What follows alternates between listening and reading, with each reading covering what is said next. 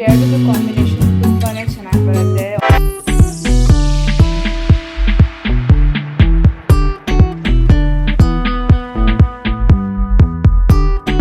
Hi friends, welcome back to my channel. ಹೇಗಿದ್ದೀರಾ ಎಲ್ಲರೂ ಚೆನ್ನಾಗಿದ್ದೀರಾ ಅಂತ ಅನ್ಕೊಂತೀನಿ.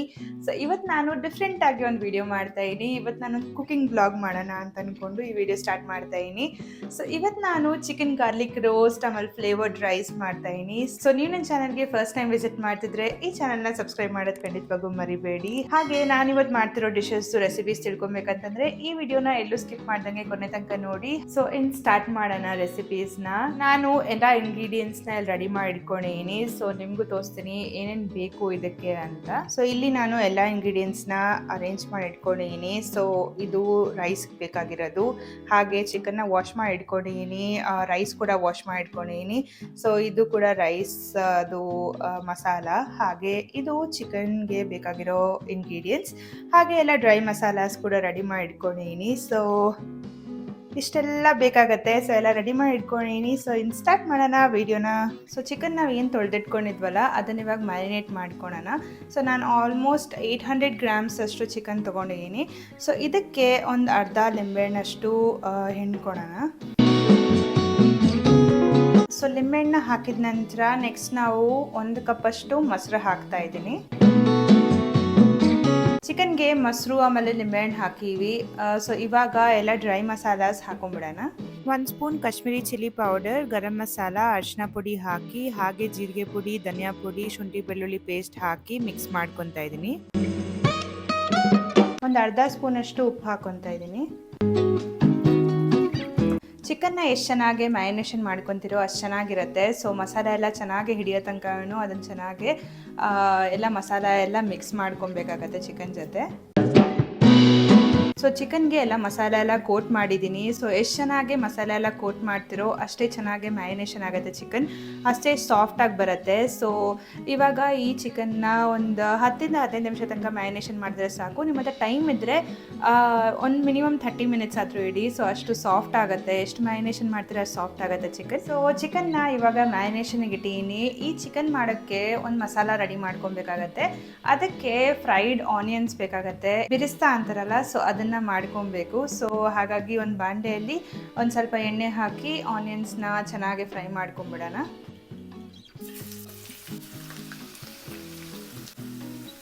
ಸೊ ಈ ಆನಿಯನ್ ಚೆನ್ನಾಗಿ ಗೋಲ್ಡನ್ ಬ್ರೌನ್ ಆಗೋ ತನಕ ಚೆನ್ನಾಗಿ ಫ್ರೈ ಮಾಡ್ಕೊಳ್ಳಿ.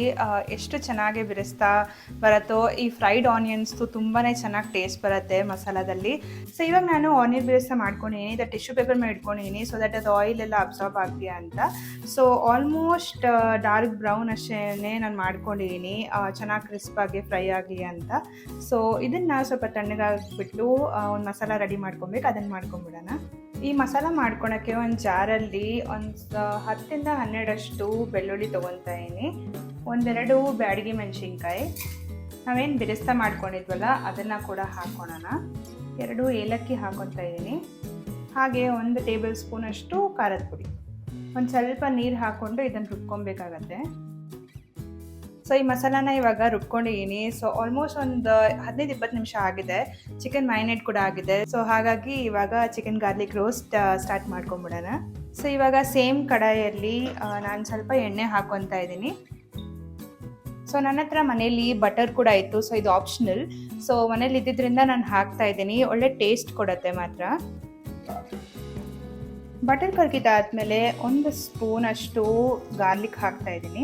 ಬೆಳ್ಳುಳ್ಳಿ ಚೆನ್ನಾಗಿ ಫ್ರೈ ಆಗಬೇಕು. ಸೊ ಬೆಳ್ಳುಳ್ಳಿ ಎಷ್ಟು ಚೆನ್ನಾಗಿ ಫ್ರೈ ಆಗುತ್ತೋ ಅಷ್ಟೇ ಚೆನ್ನಾಗಿ ಅರೋಮಾ ಬರುತ್ತೆ.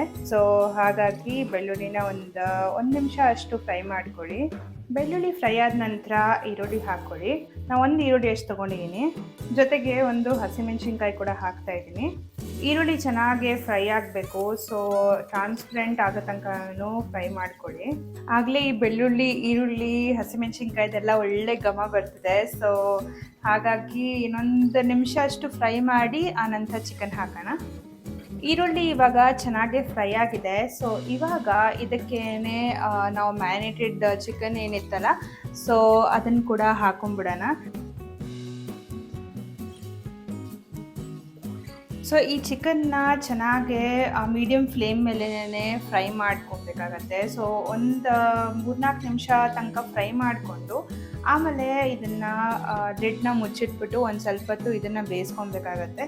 ಹಾಗಾಗಿ ಒಂದು 2-3 ನಿಮಿಷ ಅಷ್ಟು ಚೆನ್ನಾಗಿ ಫ್ರೈ ಮಾಡ್ಕೊಂಬಿಡೋಣ.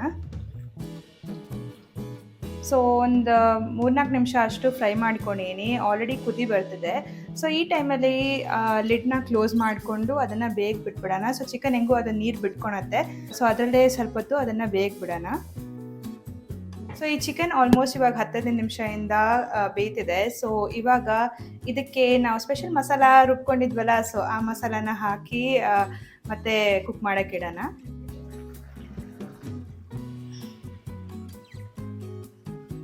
ಸೊ ಈ ಮಸಾಲ ಹಾಕಿದ ಮೇಲೆ ಕಲರ್ ತುಂಬಾ ಚೆನ್ನಾಗಿ ಬರುತ್ತೆ ಗ್ರೇವಿದು.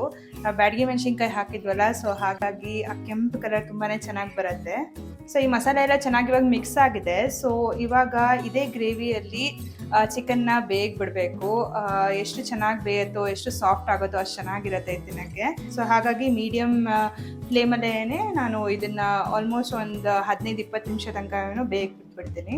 ಸೊ ಚಿಕನ್ನ ಈ ಕಡೆ ಬೇಯಕ್ಕಿಟ್ಟೀನಿ. ಸೊ ಇದು ಬೇಯೋ ತನಕ ನಾವು ರೈಸಾಗೆ ಮಸಾಲಾನ ಮಾಡ್ಕೊಂಬಿಡೋಣ. ಸೊ ನಾನೊಂದು ಮಿಕ್ಸಿ ಜಾರಲ್ಲಿ ಎಲ್ಲ ಮಸಾಲೆಗಳನ್ನ ಹಾಕ್ಕೊತಾ ಇದ್ದೀನಿ. ಸೊ 1 ಇಂಚಷ್ಟು ಶುಂಠಿ ತೊಗೊಂಡಿದ್ದೀನಿ, ಹಾಗೆ ಒಂದು ಮುಷ್ಟಿಯಷ್ಟು ಬೆಳ್ಳುಳ್ಳಿ ತೊಗೊಂಡಿದ್ದೀನಿ, 2 ಹಸಿಮೆಣಸಿನ್ಕಾಯಿ, 1 ಈರುಳ್ಳಿ, ಲವಂಗ, ಚಕ್ಕೆ, ಪುದೀನ, ಕೊತ್ತಂಬರಿ ಸೊಪ್ಪು, ಕಾಯಿ ತುರಿ, ಒಂದು ಸ್ವಲ್ಪ ಸೋಂಪು, ಅರಿಶಿನ ಪುಡಿ, ಒಂದು ಸ್ವಲ್ಪ ನೀರು ಹಾಕ್ಕೊಂಡು ಇದನ್ನು ಚೆನ್ನಾಗಿ ನುಣ್ಣಗೆ ರುಬ್ಕೊಬೇಕಾಗತ್ತೆ. ಸೊ ಇವಾಗ ಈ ಮಸಾಲಾನ ರುಬ್ಕೊಂಡಿದ್ದೀನಿ. ತುಂಬ ಚೆನ್ನಾಗಿ ನುಣ್ಣಗೆ ರುಬ್ಕೊಬೇಕಾಗತ್ತೆ, ಇಲ್ಲ ಅಂತಂದರೆ ತಡಿ ಅಂತ ಅನ್ಸುತ್ತೆ ಅನ್ನಕ್ಕೆ ಹಾಕಿದಾಗ. ಸೊ ಹಾಗಾಗಿ ಎಷ್ಟು ನುಣ್ಣಗಾಗುತ್ತೋ ಅಷ್ಟು ಚೆನ್ನಾಗಿ ನುಣ್ಣಗೆ ರುಬ್ಕೊಬೇಕು. ಸೊ ಇವಾಗ ಈ ಕಡೆ ಮಸಾಲ ಹೆಂಗೂ ರೆಡಿಯಾಗಿದೆ ರೈಸ್ದು. ಸೊ ರೈಸ್ ಕೂಡ ಮಾಡ್ಕೊಂಬಿಡೋಣ. ಸೊ ಅದಕ್ಕೆ ಇಂಥ ದೊಡ್ಡ ಬಾಣಲೆ ತೊಗೊತಾ ಇನ್ನು ನಾನು ಬಾಣಲೆಯಲ್ಲೇ ಮಾಡ್ತೀನಿ. ನೀವು ಕುಕ್ಕರಲ್ಲಿ ಬೇಕಾದ್ರೆ ಮಾಡ್ಕೊಬೋದು, ಬಟ್ ನಾನು ಬಾಸುಮತಿ ರೈಸ್ ಯೂಸ್ ಮಾಡೋದ್ರಿಂದ ಸ್ವಲ್ಪ ನೀರು ಜಾಸ್ತಿ ಆದರೆ ಮೆತ್ತಗೆ ಆಗೋಗುತ್ತೆ ಕುಕ್ಕರಲ್ಲಿ. ಸೊ ಹಾಗಾಗಿ ಆ ಪಾತ್ರೆಯಲ್ಲೇ ಮಾಡ್ಕೊತಾ ಇದ್ದೀನಿ. ಸೊ ಇದಕ್ಕೆ ಇವಾಗ ಎಣ್ಣೆ ಹಾಕೊಂಡ್ಬಿಡೋಣ. ಎಣ್ಣೆ ಹಾಕಿದ ಮೇಲೆ 1 ಸ್ಪೂನ್ ತುಪ್ಪ ಕೂಡ ಹಾಕ್ತಾ ಇದ್ದೀನಿ. ತುಪ್ಪ ಹಾಕಿದ ಮೇಲೆ ಎಲ್ಲ ಗರಂ ಮಸಾಲ ಹಾಕೊಂಡ್ಬಿಡೋಣ. ಸೊ ಈ ಮರಾಠಿ ಮೊಗ್ಗು, ಸ್ಟಾರ್ ಅನೀಸ್, ಏಲಕ್ಕಿ, ಒಂದು ಸ್ವಲ್ಪ ಪಲಾವ್ ಎಲೆ, ಇದನ್ನ ಇವಾಗ ಒಂದು 2 ನಿಮಿಷ ಈ ಥರ ಫ್ರೈ ಮಾಡ್ಕೊಳ್ಳೋಣ. ಒಂದು 2 ನಿಮಿಷ ಫ್ರೈ ಆದ ನಂತರ ಇದಕ್ಕೆ ಈರುಳ್ಳಿ ಹಾಕೋಣ. ಈರುಳ್ಳಿನ ಚೆನ್ನಾಗಿ ಫ್ರೈ ಮಾಡ್ಕೊಬೇಕಾಗತ್ತೆ. ಈರುಳ್ಳಿ ಫ್ರೈ ಆಗ್ತಿರುವಾಗ 1 ಸ್ಪೂನಷ್ಟು ಸೋಂಪು ಹಾಕೊತಾ ಇದ್ದೀನಿ. ಸೊ ಈರುಳ್ಳಿ ಆಲ್ಮೋಸ್ಟ್ ಒಂದು ಬ್ರೌನ್ ಕಲರ್ ಅಷ್ಟು ಫ್ರೈ ಆಗಿದೆ. ಸೊ ಇವಾಗ ನಾವೇನು ರುಬ್ಕೊಂಡಿದ್ದ ಮಸಾಲ ಇತ್ತಲ್ಲ, ಸೊ ಇದನ್ನ ಇವಾಗ ಹಾಕ್ಬಿಡೋಣ. ಮಸಾಲ ಹಾಕಿದ್ಮೇಲೆ ಚೆನ್ನಾಗಿ ಎಣ್ಣೆ ಬಿಟ್ಕೊಳೋ ತನಕ ಚೆನ್ನಾಗಿ ಫ್ರೈ ಮಾಡ್ಕೊಬೇಕಾಗತ್ತೆ. ಸ್ವಲ್ಪ ಹಸಿ ವಾಸನೆ ಎಲ್ಲ ಹೋಗೋ ತನಕ ಮಸಾಲಾನ ನಾವು ಚೆನ್ನಾಗಿ ಫ್ರೈ ಮಾಡ್ಕೊಬೇಕು. ಇದು ಆಲ್ಮೋಸ್ಟ್ ಒಂದು 5-10 ನಿಮಿಷ ಅಂತೂ ಆಗುತ್ತೆ. ಸೈಡಲ್ಲೆಲ್ಲ ಎಣ್ಣೆ ಬಿಟ್ಕೊಬೇಕು, ಅಲ್ಲಿ ತನಕ ಫ್ರೈ ಮಾಡ್ಕೊಳ್ಳೋಣ ಇದನ್ನು.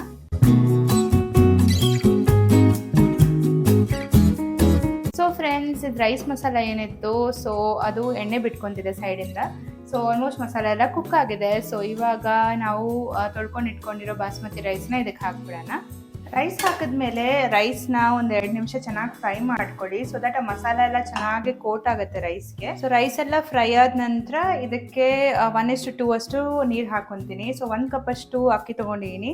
ಸೊ ಇದಕ್ಕೆ 2 ಕಪ್ ಅಷ್ಟು ನೀರು ಸಾಕಾಗತ್ತೆ. ಬಾಸ್ಮತಿ ರೈಸಿಗೆ ಜಾಸ್ತಿ ಏನು ನೀರೇನು ಬೇಕಾಗಲ್ಲ. ರುಚಿಗೆ ತಕ್ಕಷ್ಟು ಉಪ್ಪು ಹಾಕೊತಾ ಇದ್ದೀನಿ. ಸೊ ಮಸಾಲ ರೈಸ್ ಏನು ಮಾಡ್ತಿದ್ದೀವಿ ಅದು ಚೆನ್ನಾಗಿ ಕುದಿ ಬರ್ತಿದೆ. ಸೊ ಇದನ್ನು ಒಂದು ಪ್ಲೇಟಲ್ಲಿ ಕ್ಲೋಸ್ ಮಾಡಿ ಒಂದು ಸ್ವಲ್ಪ ಹೊತ್ತು ಅನ್ನ ಬೇಯೋ ತನಕ ಬಿಟ್ಬಿಡೋಣ. ನಾನು ಒಂದು ಪಾತ್ರೆಯಲ್ಲಿ ನೀರು ತುಂಬಿಸ್ಕೊಂಡು ಅದನ್ನು ಮೇಲೆ ಇಡ್ತಾ ಇದ್ದೀನಿ, ಸೊ ದ್ಯಾಟ್ ಅದು ದಮ್ ಕಟ್ಟಂಗೆ ಆಗುತ್ತೆ ಅಂತ.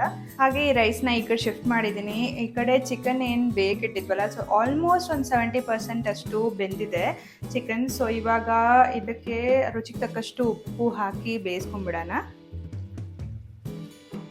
ಹಾಗೆ ಒಂದು 2 ಕಡ್ಡಿಯಷ್ಟು ಕರಿಬೇವು ಸೊಪ್ಪು ಹಾಕ್ತಾಯಿದ್ದೀನಿ. ಚೆನ್ನಾಗಿ ಮಿಕ್ಸ್ ಮಾಡ್ಕೊಂಬಿಡೋಣ.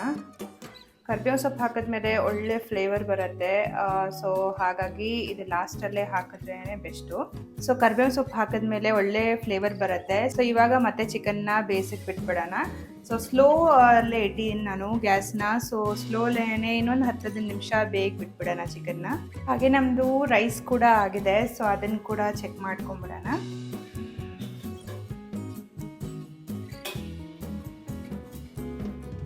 ರೈಸ್ ಕೂಡ ಬೆಂದಿದೆ. ಸ್ವಲ್ಪ ನೀರು ಜಾಸ್ತಿ ಆಗಿದೆ, ಬಟ್ ನನಗೆ ಈ ಥರನೇ ಇಷ್ಟ. ಸೊ ಹಾಗಾಗಿ ಚೆನ್ನಾಗಿ ಬಂದಿದೆ, ಗಮ್ ಅಂತಿದೆ ರೈಸ್ ಮಾತ್ರ. ಸೊ ಫ್ರೆಂಡ್ಸ್, ಇವಾಗ ನಮ್ಮ ಚಿಕನ್ ಫುಲ್ ಬೆಂದಿದೆ. ಸೊ ಇವಾಗ ಮೇಲಿಂದ ಸ್ವಲ್ಪ ಲಿಂಬೆಹಣ್ಣು ಹಾಕ್ಬಿಡ್ತೀನಿ. ಒಂದು 1/4 ಭಾಗ ಅಷ್ಟು ಲಿಂಬೆಹಣ್ಣು ಹಾಕಿದ್ರೆ ಸಾಕಾಗತ್ತೆ. ಹಾಗೆ ಒಂದು ಸ್ವಲ್ಪ ಕೊತ್ತಂಬರಿ ಸೊಪ್ಪು ಕೂಡ ಹಾಕ್ಬಿಡ್ತೀನಿ.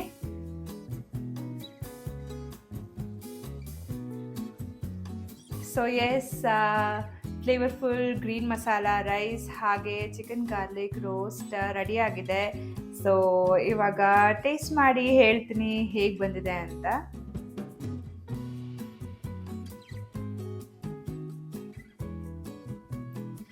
ಎರಡದು ಕಾಂಬಿನೇಷನ್ ತುಂಬಾ ಚೆನ್ನಾಗಿ ಬರುತ್ತೆ. ಒಂದ್ಸಲ ಈ ರೆಸಿಪಿನ ಟ್ರೈ ಮಾಡಿ ನೋಡಿ, ಖಂಡಿತವಾಗೂ ನಿಮ್ಗೆ ಇಷ್ಟ ಆಗುತ್ತೆ. ಚಿಕನ್ ಗಾರ್ಲಿಕ್ ರೋಸ್ಟ್ ಮಾತ್ರ ನನ್ನ ಫೇವ್ರೆಟ್. ಅದ್ರ ಜೊತೆ ಈ ಮಸಾಲ ರೈಸ್ ಕಾಂಬಿನೇಷನ್ ತುಂಬಾ ಚೆನ್ನಾಗಿ ಅನಿಸುತ್ತೆ. ಈ ಮಸಾಲ ರೈಸ್ನ ನೀವು ಯಾವುದಾದ್ರೂ ವೆಜ್ ಗ್ರೇವಿ ಜೊತೆನೂ ಮಾಡ್ಕೊಬೋದು, ನಾನ್ ವೆಜ್ ಗ್ರೇವಿ ಜೊತೆನೂ ಮಾಡ್ಕೊಬೋದು. ತುಂಬ ಚೆನ್ನಾಗಿ ಅನಿಸುತ್ತೆ. ನನಗಂತೂ ತುಂಬಾ ಇಷ್ಟ ಆಯಿತು. ಖಂಡಿತವಾಗೂ ಈ ರೆಸಿಪಿನ ನಿಮ್ಮ ಮನೇಲಿ ಟ್ರೈ ಮಾಡಿ ಹೇಗೆ ಬಂತು ಅಂತ ಕಮೆಂಟ್ ಸೆಕ್ಷನಲ್ಲಿ ತಿಳಿಸಿ. ಸೊ ಹಾಗೆ ಈ ಥರ ವೀಡಿಯೋಸ್ ನಾನು ಮತ್ತೆ ಮಾಡಬೇಕು ಅಂತಂದರೆ ಖಂಡಿತವಾಗೂ ತಿಳಿಸಿ. ಬೇರೆ ಯಾವ ರೆಸಿಪೀಸ್ ನಿಮಗೆ ಬೇಕು ಅಂತ ತಿಳಿಸಿ, ಅದನ್ನು ಕೂಡ ನಾನು ಮಾಡ್ತೀನಿ. ಸೊ ನಾನು ತುಂಬ ಎಂಜಾಯ್ ಮಾಡಿದೆ ಈ ವ್ಲಾಗ್ ಥರ ಕುಕಿಂಗ್ ಮಾಡೋದನ್ನ. ಸೊ ನಿಮ್ಗೆ ಹೇಗೆ ಅನಿಸ್ತು ಈ ವಿಡಿಯೋ ಅಂತ ಕಮೆಂಟ್ ಸೆಕ್ಷನಲ್ಲಿ ತಿಳಿಸಿ. ಸೊ ಈ ವಿಡಿಯೋ ಇಷ್ಟ ಆದರೆ ಈ ವಿಡಿಯೋಗೆ ಲೈಕ್ ಮಾಡಿ, ನಿಮ್ಮ ಫ್ರೆಂಡ್ಸ್ ಜೊತೆ ಈ ವಿಡಿಯೋನ ಶೇರ್ ಮಾಡಿ, ಹಾಗೆ ಈ ಚಾನಲ್ಗೆ ಸಬ್ಸ್ಕ್ರೈಬ್ ಮಾಡ್ಕೊಳ್ಳಿ. ಸೊ ನಾನು ನಿಮಗೆ ಸಿಗ್ತೀನಿ ನೆಕ್ಸ್ಟ್ ಎಕ್ಸೈಟಿಂಗ್ ವಿಡಿಯೋ ಅಲ್ಲಿ. ಬಾಯ್.